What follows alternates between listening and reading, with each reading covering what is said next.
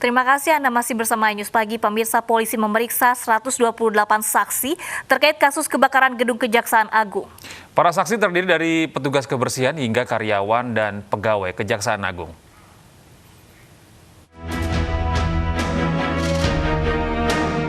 Tim gabungan Barreskrim Polri dan Polda Metro Jaya menyelesaikan tahapan olah tempat kejadian perkara, pemeriksaan barang bukti berupa sampel lokasi kebakaran, serta memeriksa rekaman CCTV yang masih menunggu analisa tim pusat laboratorium forensik Polri.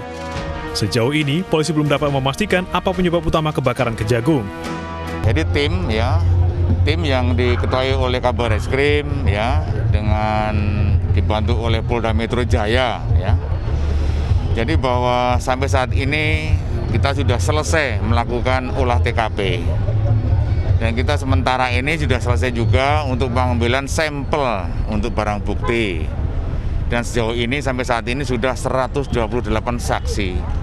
Yaitu ada saksi dari cleaning service, dari office boy, dan juga ada dari karyawan kejaksaan dan atau pegawai kejaksaan. Ya tentunya ini kita masih menunggu daripada hasil laboratorium forensik (LAFOR). Kantor Kejaksaan Agung terbakar pada Sabtu 22 Agustus lalu. Api berkobar pada pukul 19.10 waktu Indonesia Barat dan baru bisa dipadamkan 11 jam kemudian. Diketahui api berasal dari lantai 6 yang merupakan bagian kepegawaian dan meluas hingga api melalap seluruh gedung. 40 mobil pemadam kebakaran dan 200 petugas dikerahkan dari seluruh DKI Jakarta untuk memadamkan api. Jaksa Agung ST Burhanuddin memastikan tidak ada berkas perkara dan alat bukti yang terbakar dalam peristiwa ini. Dari Jakarta, tim liputan iNews melaporkan. Dua pasangan bakal calon wali kota dan wakil wali kota Solo, Gibran Teguh serta Bagio FX Suparjo, ikuti deklarasi Pilkada Damai 2020.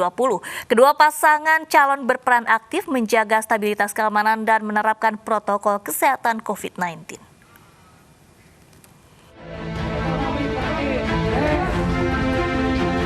Dua pasangan bakal calon wali kota dan wakil wali kota Surakarta mendeklarasikan Pilkada Damai yang patuh protokol kesehatan di depan Pasar Gede Surakarta, Jawa Tengah, Kamis pagi.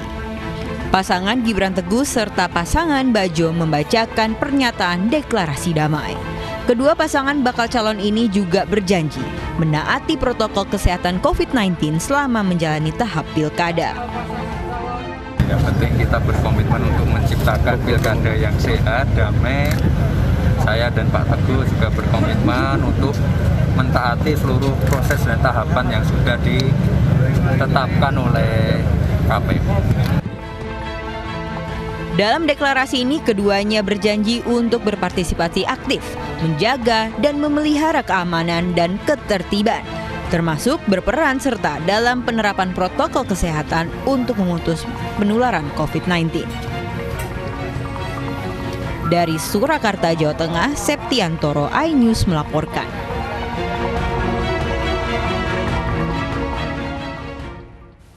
KPU Kota Medan verifikasi ijazah masing-masing bakal calon wali kota dan wakil wali kota Medan. 4 tim mendatangi tiap-tiap sekolah bakal calon. KPU Kota Medan verifikasi masing-masing bakal calon wali kota dan wakil wali kota Medan. Tiap-tiap sekolah mereka didatangi, sekolah bakal calon diantaranya sekolah SMA Negeri 3 Medan, Jalan Budi Kemasyarakatan yang merupakan sekolah Akhyar Nasution.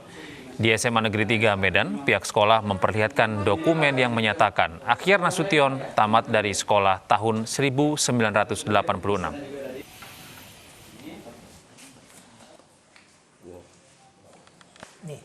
Seusia ini mungkin 13. Mana Bang? Ya. Ya, sementara itu Agung Ilmu Mangkunegara resmi diberhentikan sebagai Bupati Lampung Utara. Agung diberhentikan karena terbukti korupsi selama menjabat sebagai kepala daerah. Menteri Dalam Negeri resmi memberhentikan Agung Ilmu Mangkunegara dari jabatannya sebagai Bupati Lampung Utara. Pengumuman diberhentikannya Agung sebagai bupati disampaikan melalui rapat paripurna DPRD setempat. Pemberhentian Agung berdasarkan surat keputusan Menteri Dalam Negeri tentang pengesahan pemberhentian Bupati Lampung Utara Provinsi Lampung. Agung terbukti secara sah dan meyakinkan bersalah melakukan tindak pidana korupsi sesuai dengan petikan putusan pengadilan. Ada surat pengusulan untuk pengangkatan atau definitifnya Pak Haji Budi Utomo sebagai Bupati Lampung Utara sisa jabatan 2019-2024 ke Kementerian Dalam Negeri. Dalam SK Mendagri juga memutuskan menunjuk Wakil Bupati Budi Utomo untuk melaksanakan tugas dan kewenangan sampai ditunjuknya Wakil Bupati sebagai Bupati. 6 Oktober 2019, Agung ditangkap Komisi Pemberantasan Korupsi di rumahnya dalam operasi tangkap tangan dengan dugaan uang proyek. Dari hasil putusan sidang di Pengadilan Negeri Kelas 1A Tanjung Karang tanggal 2 Juli 2020, Agung divonis bersalah dan dihukum penjara selama 7 tahun serta membayar uang pengganti sebesar 74 miliar rupiah. Dari Lampung Utara, Lampung, Jimmy Irawan, iNews melaporkan. Komisi Pemilihan Umum Jawa Barat melarang seluruh bakal pasangan calon kepala daerah di 8 kota dan kabupaten yang bertarung di Pilkada untuk berkampanye secara tatap muka. Larangan ini diterapkan untuk mencegah penyebaran COVID-19 di tengah pesta demokrasi.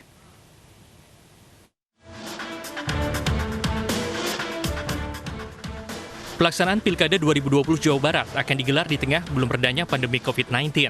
Sebanyak 25 bakal pasangan calon akan bertarung untuk menjadi kepala daerah di 8 kota kabupaten di Jawa Barat. Hal inilah yang membuat Komisi Pemilihan Umum Jawa Barat melarang seluruh bakal pasangan calon kepala daerah untuk berkampanye secara tatap muka dengan para pendukungnya. Menurut Ketua KPU Jawa Barat, Rifki Ali Mubarok, kampanye sebaiknya dilakukan secara virtual. Apalagi menurut Rifki, hampir seluruh wilayah Jawa Barat masuk dalam zona merah. Diupayakan dilakukan secara virtual. Jadi rapat umum ada, namun dilakukan secara virtual, secara media daring. Kalaupun harus tatap muka, maka itu dilaksanakan di zona hijau. Nah, kondisi di Jawa Barat di 8 kota kabupaten ini kan kondisinya semuanya zona kuning, bahkan ada yang zona merah, tidak ada yang zona hijau. Maka bisa dipastikan kampanye rapat umum tidak bisa digelar dengan cara tatap muka. KPU Jawa Barat juga akan berkoordinasi dengan pihak-pihak terkait guna memantau calon kepala daerah yang akan melaksanakan kampanye di tengah pandemi. Dari Bandung, Jawa Barat, Ervan David, iNews melaporkan. Hunian yang nyaman dipengaruhi oleh beberapa faktor selain eksterior, interior juga berperan penting. Tata ruang dan pemilihan furniture yang bertema kini menjadi pilihan keluarga muda untuk mewujudkan sebuah hunian impian.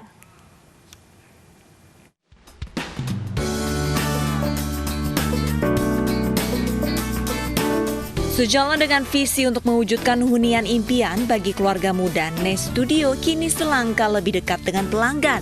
Jika selama ini gerai Nest Studio hadir secara online, kini pecinta furniture dan aksesoris bisa merasakan sensasi berbelanja secara langsung.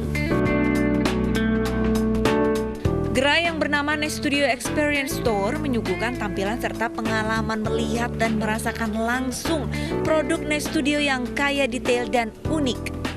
Di sini, konsumen akan didampingi konsultan interior design untuk mewujudkan rumah impian mereka. Offline store Nest Studio kini resmi dibuka pada 17 Agustus 2020 lalu yang bertepatan dengan Hari Kemerdekaan. Hal ini sekaligus menumbuhkan semangat mencintai produk dalam negeri yang berkualitas. Jadi Nest Studio ini desain kami unik. Jadi desain kami ini mid-century glam. Jadi kita kalau furniture biasanya kan modern minimalis gitu, tapi kita di sini menambahkan detail-detail yang membuat kita tuh lain dari yang lain gitu, dan membuat Nest Studio itu lebih elegan gitu. Dalam rangka pembukaan offline store, Nest Studio memberikan promosi bagi pelanggan setia berupa diskon 10% serta gratis ongkir seluruh Jabodetabek. Dari Jakarta, Putri Melati, Sadu Santo, iNews melaporkan.